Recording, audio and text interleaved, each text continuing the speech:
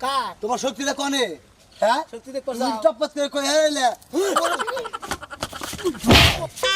ভাই রে হালা শক্তি শক্তি এসে নাকি লোকটা এত দূরে গেছে গা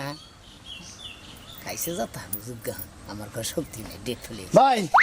ভাই তুমি সামান্য একটা ট্রেনার যাই মারলা হ্যাঁ। আমি অত দূরে পড়ে গেলাম গা ভাই